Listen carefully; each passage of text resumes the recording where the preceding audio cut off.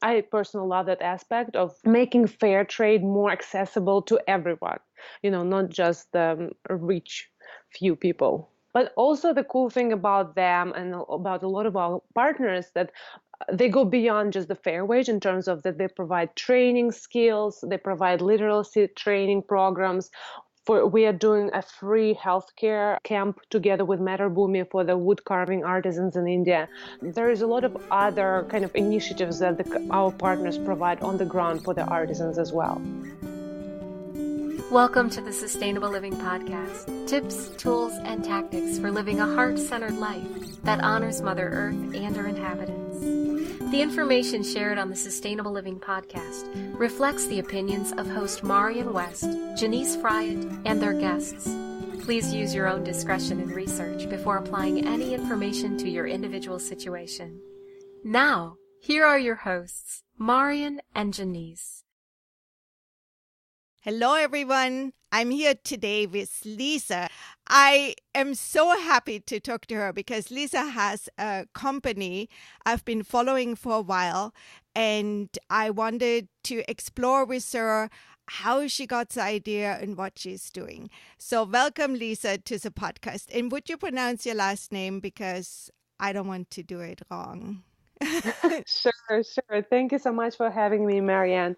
My name is Liza, and last name is Moiseeva. Moiseeva. I think I got it almost right.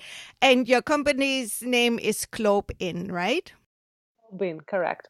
Our listeners might not know what that is. So first of all, I wanted you to describe what your company does. Of course, I would love to. So GlobeIn is a social business. We are verified members of the Fairtrade Federation, and our main goal is to empower artisans around the world, specifically in developing regions of the world, through fair wages and job creation. And our actual business model is rather unique for the fair trade sector. We're a subscription box. Our main product is called the Artisan Box, which is a monthly subscription to fair trade handmade products from around the world. And every month we curate a new theme. It can be cozy, wellness, hydrate, chef. And inside of each box, we curate these theme products that can hail from all over the world. Just to give you an example, our best-selling cozy box has products from Mexico, the palm leaf basket from Mexico, Oaxaca, Mexico, that we are working directly with over 60 women weavers. Then we have a fair trade scarf from Thailand, a fair trade cocoa powder from Ghana, and beautiful, gorgeous hand-painted ceramic mug from Tunisia. So it's a perfect kind of cozy set for fall, and it has been our best seller. So every month we try to curate this kind of unique experience. And there's tons of flexibility with the subscription. You can choose your theme. Every month we give you an option. You can add additional products to your monthly packages. So for example, if we have 2 wine glasses in a box and you want a full set, you can add on 4 or 6 more wine glasses at a discounted members only pricing. So that's our model in a nutshell. Cool. I hear you saying it's a membership program. So you prepay for X amount of how many months do you commit? Yeah, it can be monthly, 3 months, 6 months, 12 months plan. I would say 3 and 6 months are the most popular plans, but we have customers who've been with us over 2-3 years, which is amazing. And of course, with the longer the plan is, the more you kind of save per box. So like monthly plan starts with $40 plus shipping, but it goes down all the way to $33 plus $10 shipping in the US. But the cool thing with the subscription, you get much more value for your money. So with the $43, for example, price tag of the box, the actual value inside can be at least $70 and sometimes up to $100 of individual product value inside. So I personally love that aspect of making fair trade more accessible to everyone, not just the rich few people. Right. I'm kind of assuming that most of our listeners know what is behind fair trade, but I would like for you to explain it a little bit more so that we really spell it out. Of course. So fair trade, I think primarily what everybody knows about fair trade is that you pay fair wages. We do get a lot of questions like, what is a fair wage, or like what percentage goes to the artisans? So first of all, fair trade businesses are businesses first and foremost, right? They're not charities, so there's not an aspect of like we donate percentage of our profits to artisans. We have a sustainable business model. Our goal is not to create a sense of dependence for artisans. We work together with artisans by paying them fair wages, fair prices for the products that they're already making. And fair wage usually typically means above minimum wage. In different countries, it varies hugely. And of course, the way we work, we establish the prices directly with artisans in Oaxaca, Mexico, where we work with them directly. We also have partners all over the world, India, Guatemala, Morocco, and different organizations. There's obviously a minimum fair price, but a lot of organizations go above and beyond that fair price, right?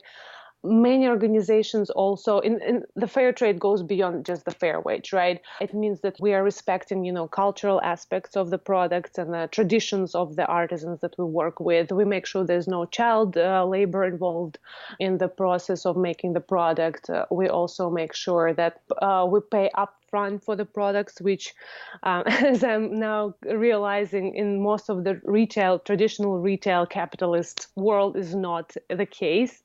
So these are kind of the main aspects of what fair trade is. Very good.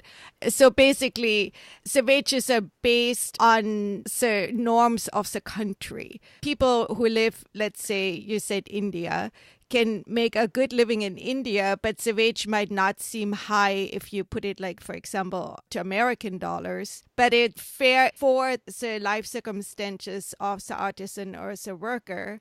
Exactly. Yeah. So, for example, we have great partner in India. The name is Matter Bhumi. They work with, I believe, like more than 40 different cooperatives all across the country. So even like within huge countries like India, the standard of living will vary greatly by region as well. So with Matter Bhumi example, they produce amazing impact report every year. So like it's very crystal clear how they work with artisans. They pay 20% above the minimum wage in the country. Right. But also the cool thing about them and about a lot of our partners that they go beyond just the fair wage in terms of that they provide training skills, they provide literacy training programs.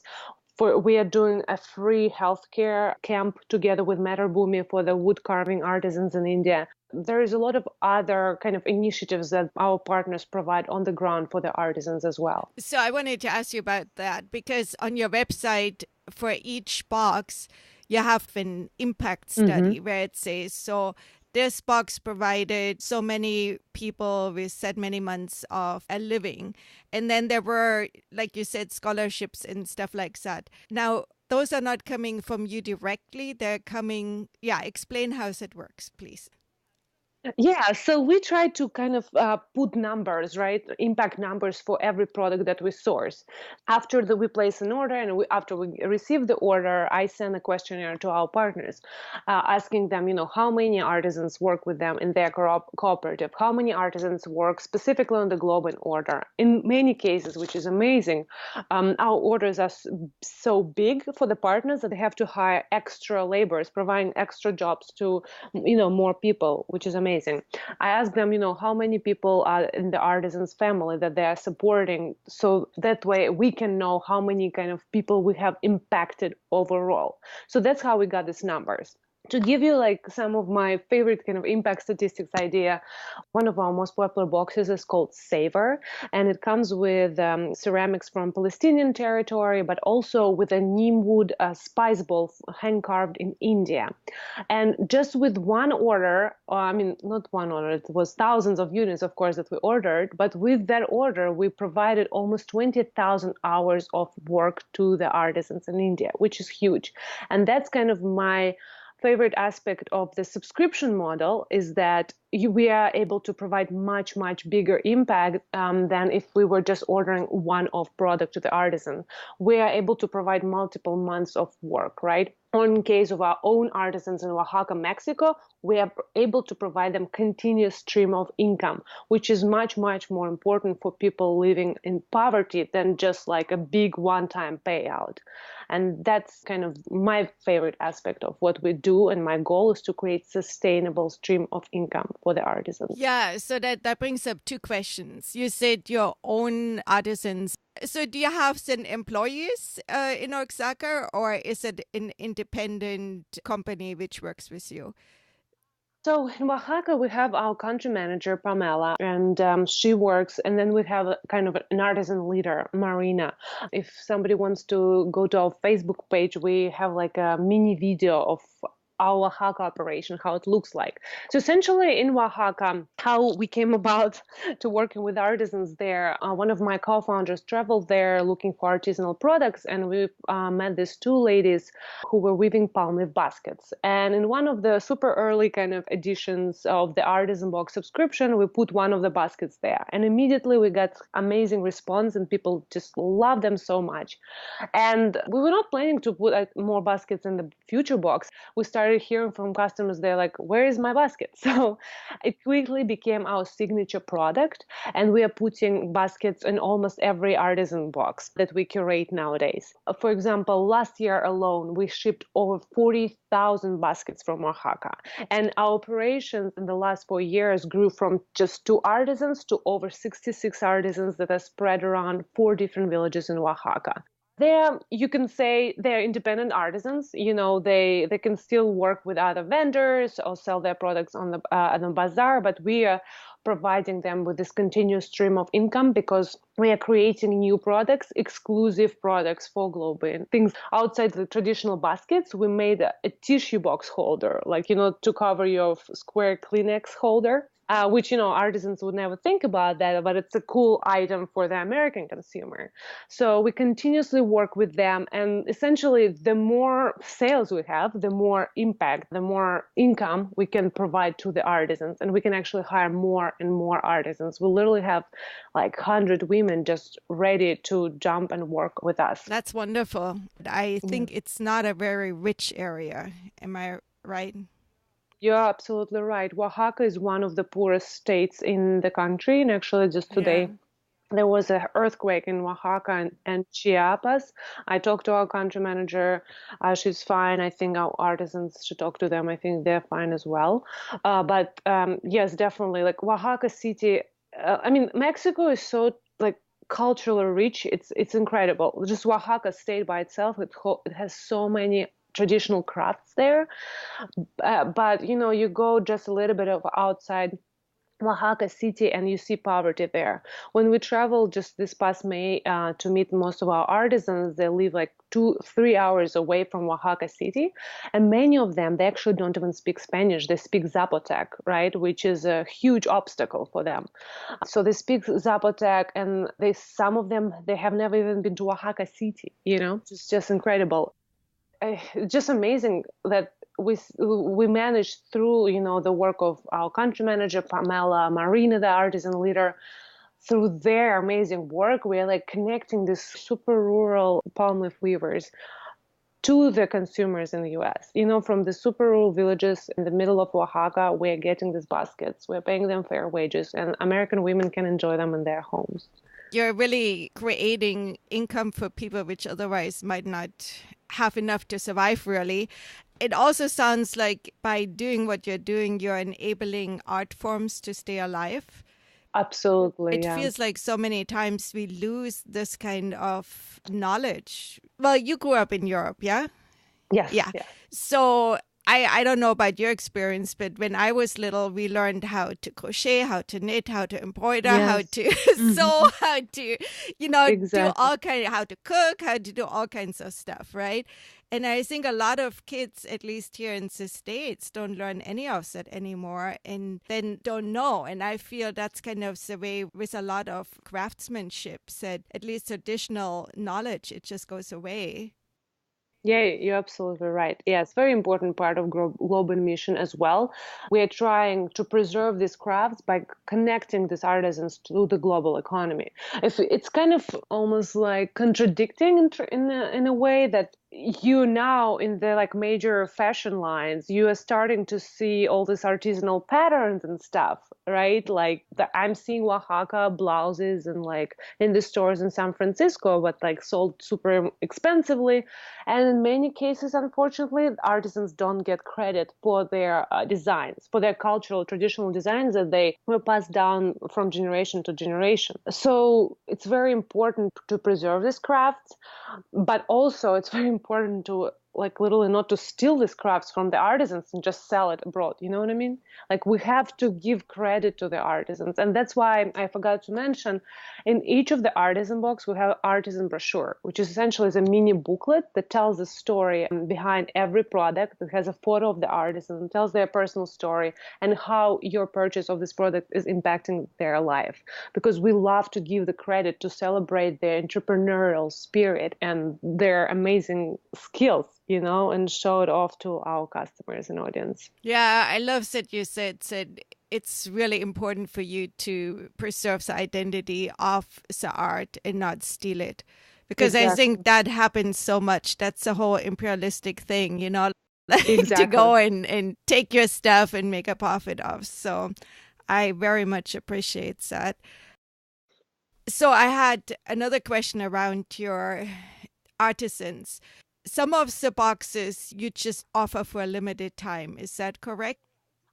Yeah, so it depends on availability. For example, so we curate a new theme every single month, right? And then on the first of every month, I send you an email and like, hey, you have 5 days to choose your theme.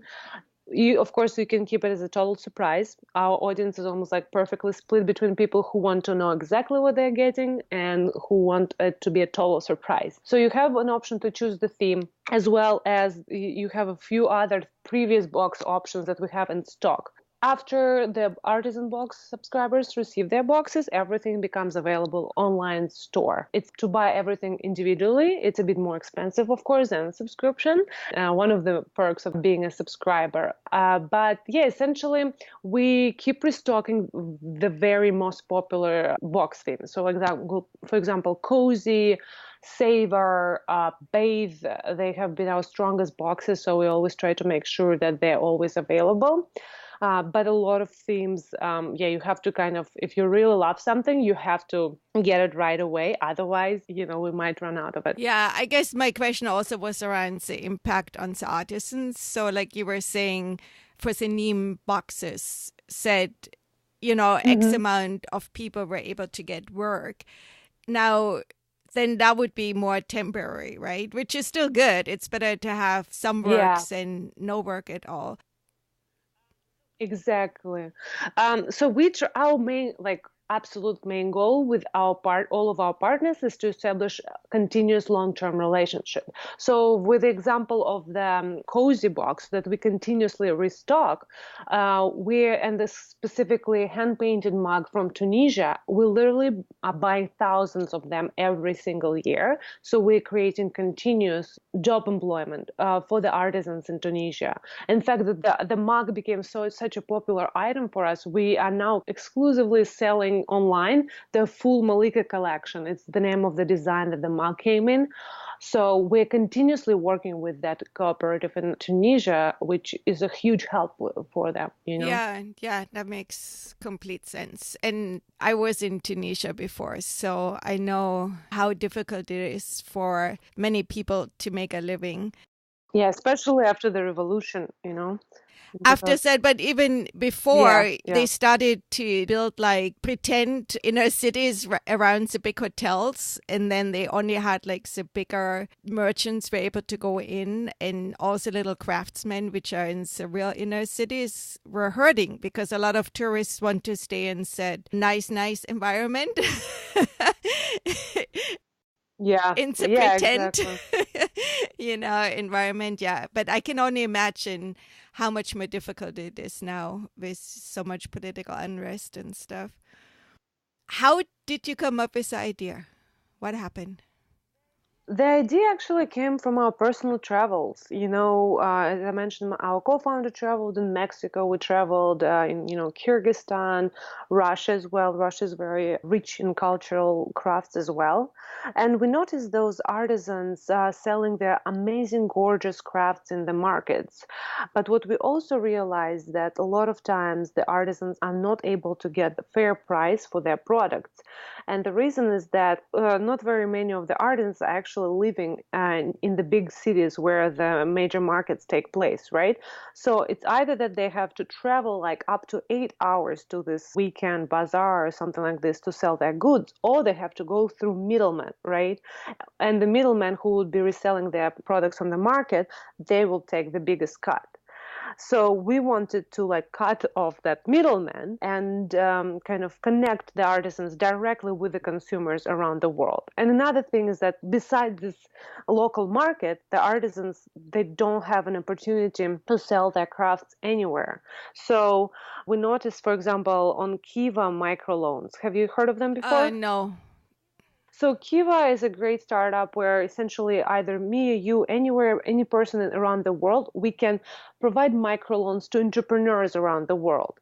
And we noticed that a lot of these entrepreneurs, they were artisans actually. But what we realized, as I mentioned before, like we can give them the microloan to start their business, but without access to the global marketplace, they will not be able to expand their business and like have a sustainable living out of this.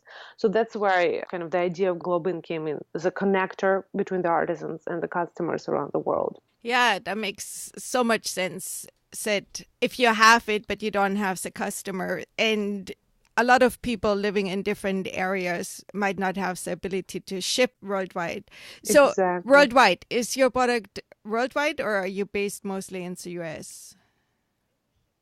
And we ship worldwide. We decided to stay true to our name, GlobeIn. So we do charge extra for shipping for around the world, but we ship anywhere in the world. So if you're willing to wait for the box, we'll ship it to you wherever you are. I watched your video of unpacking a box, so your packaging is very well done. Oh, nice. So people don't have to be afraid yes. that it will Yes. break. So I noticed, for example, you had a towel from India in one of your boxes, and it was organic cotton. So are Yes. you looking out for the environmental impact beyond helping people? Yes, absolutely.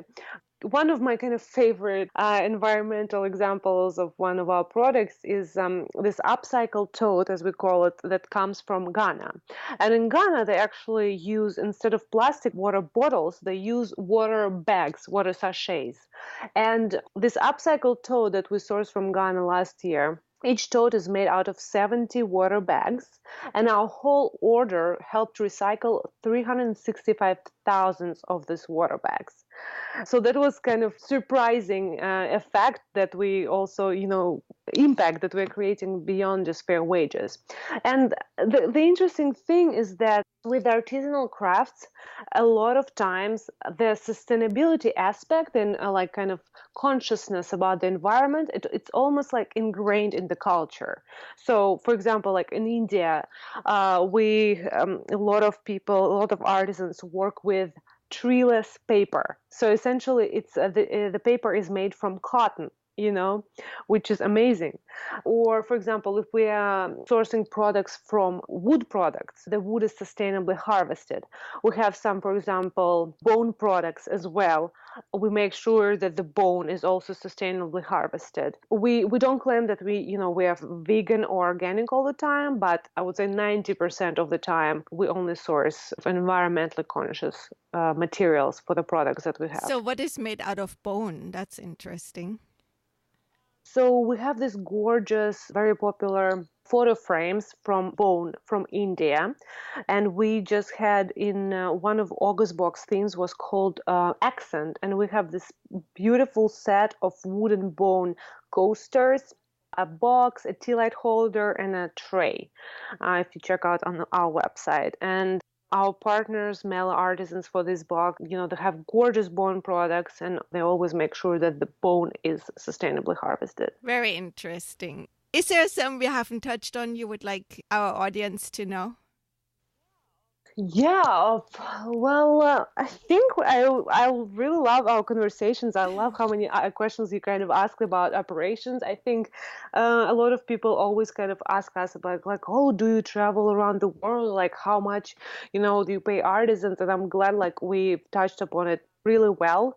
I would say that, yeah, I would encourage everyone to check our website, globein.com, and see what amazing options we have in terms of subscribing or just purchasing individual products. We also, holidays are coming. If you like some of our boxes, you will be better off buying them right now because holiday quarter is very, very busy, which is exciting for us. And we do have corporate gifts option as well. So we do encourage, business owners to kind of, instead of the regular chocolate or wine kind of box that they give to their employees, we would love to encourage them to give more mindful gifts that really have a strong story behind them and a positive impact as well. That's a really good idea because a lot of times those gifts are kind of useless. I mean, Exactly. who wants more Yeah. chocolate? Especially if it's not good chocolate. Exactly. And, yeah, I mean, that's why we're very passionate about mindful consumption in general, which means, ethical fashion as well. Just think twice before you buy things. We have a subscription box model, but even with that, I never want to send a customer a product that they're not going to like. That's out of all the subscription boxes, we're like one of the very few that gives so many different options. We don't want people just to accumulate stuff. We want people to really be delighted by the products that they receive, by the stories that are ingrained in these products, and just marvel, the creation that everything was created by hand for them. Just, yeah, think twice before you buy. Yeah, I think that's true for everything in a consumerist kind of society. But then Exactly. I'm not a huge consumer. I'm actually very conscious about what I'm buying. But I feel if you buy and you're actually supporting people to make a living, a fair living. And then I have looked at a lot of your boxes, like even if I were not to use them, they would make great gifts. Exactly. That's what we always hear from our customers. Well, actually, most of our members, they would say something like, "Oh, I really wanted to purchase this box or like this product for my friend, but I love it so much, I'll just keep it." um, but yeah, like if you notice our curation, we try to really put practical products that can fit your everyday life, but they are sustainably made and they're unique. So like a spoon rest, everybody needs a spoon rest, a wine glass, coffee, but buy Fairtrade coffee instead of traditional ones that you buy from the store. And we also have the flexibility of, so first of all, yeah, it's not a charity, but for me, and we strongly believe that the social business is a much more powerful change agent than just charity. So if you, for example, you don't have space for extra stuff in your house or whatnot, or you think that particular theme might be more enjoyed by your friend, every single month you can change the shipping address for your box. So you literally can be just sending this artisan box to your friends around the world even, so that everyone can enjoy this product. That's actually good to know, which I didn't ask you about the shipping yet. Is that done from the US? Yes, it's in the US. Our fulfillment team is in Atlanta, Georgia. So imagine everything from all over the world comes there and they package the kits together. Very good. I wanted to really encourage people to watch the video you have of the ladies weaving the baskets. I really would Yes. love to see a longer video on that. We have those palms growing here in San Diego, and everybody just goes, they're so useless. And I didn't know you could make baskets out of them. And it looks like they're being dyed, and it just is very fascinating. Yeah, you can watch the video facebook.com/GlobeIn. It's right on our top of our Facebook page. We went there in May to make this video. We traveled with our artisans, kind of went through the whole process of the basket creation, right? Like we picked up the palm leaves, we saw how they're dyeing them in different colors, and like, yeah, it's just incredible how they can weave so quickly. I barely even gave it a try. I kind of gave up too quickly probably, but it's mesmerizing. It's absolutely mesmerizing. They can literally do it with their eyes closed, Yeah, that's part of experience. They probably started learning from little on. Exactly. There Yeah. were ladies who were like 75 plus years old now, and they started weaving at like age of 8 or Wow. something. Yeah. So thank you for providing an income to people. So this was the point you were making, said businesses are more sustainable than charity. If you're working for something, it's different from here is some money to live. Charities have their place on their own, like, emergency disaster relief situations, some disease eradication, of course, absolutely. But if the people, like our artisans, they already have this amazing skill, they already know how to sell their products, they don't want to be dependent on us. They just want dignity, they just want to be paid fair wages for the products that they already making, and make a living out of this for themselves. They don't need our help, right? We're connecting them to the global market. They're amazing entrepreneurs on their own terms. Liza has a background in nonprofit as well, and we talked a little bit about the difference between running a nonprofit and having a business. Here's what she had to say.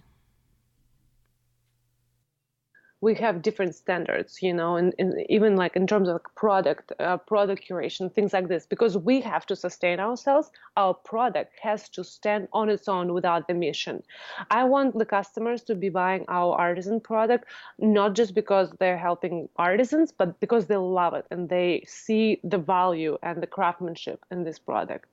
And every Fairtrade business owner will agree with me. Right. So it's basically the product stands on its own, and people buying it, they don't necessarily need to be aware of where it's coming from. It's like, this is neat and I want it, right? Yeah.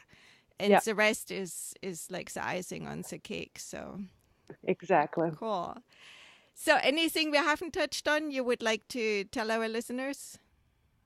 Yeah, so go check out GlobeIn.com, GLOBEIN.com. We have amazing community on Facebook, GlobeIn, Facebook.com/GlobeIn.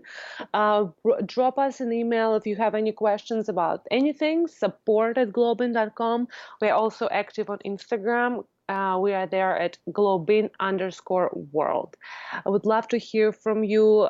If you can't buy the artisan box, share about this with your community, friends and family. And yeah, I would love to encourage everyone to support Fairtrade and to really shop mindfully. Sounds great. Thank you so much. I appreciate you taking the time. Of course. Thank you, Marianne. I wanted to give a big shout out to all of you who are still listening. I know that many people drop off kind of in the middle of a show after 10 minutes. So, hey, thank you for sticking with us and hearing us out to the very end. What I wanted to tell you is that Liza sent me a box of their product and I opened it with a little video. So I'm going to include that in a blog post. And I'm so stoked about what I got in that box. So things are beautiful.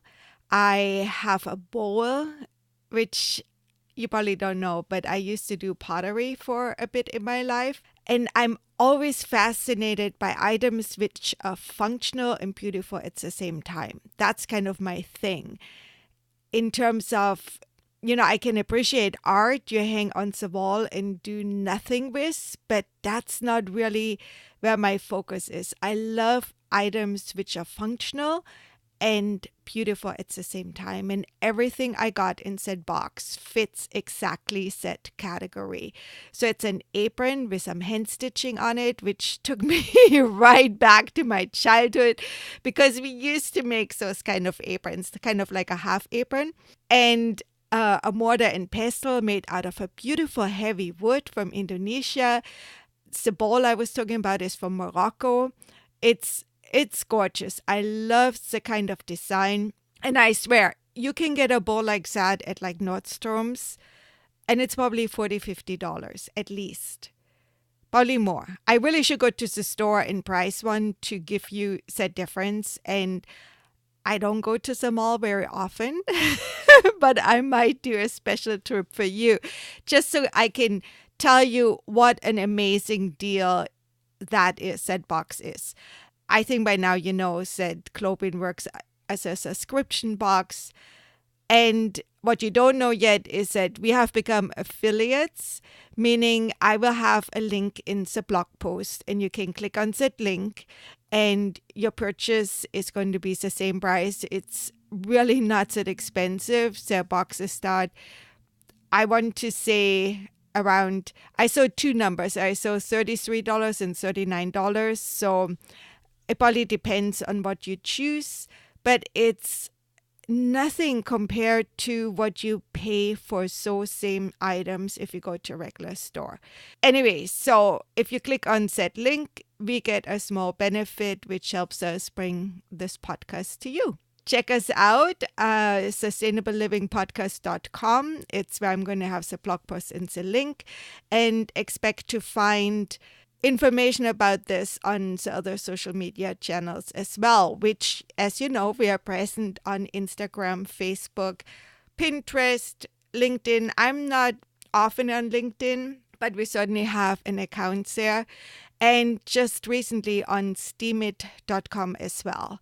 And I'm going to talk about Steemit at a different time, but you can check it out on Steemit. You would find me as Marianne West, and you find Janice as Janice Friat. Also, other social media channels, you can obviously find us as people under our name, but we also have accounts under Sustainable Living Podcast. I'm here in San Diego, and it's hot outside. It's 86 or 90 degrees. Those of you which are sitting in the cold, I'm sending some of the warmth to you through the airwaves. And thank you so much for listening, guys. I truly can say I love that you're there, that you're supporting us. And we can have a whole discussion about the love you. We just had that at a different group, and I'm definitely going to bring that discussion to you in a blog post. But for right now, know that you're highly appreciated, and we absolutely love your support, and we love that you're listening to us. Take good care. Thank you so much.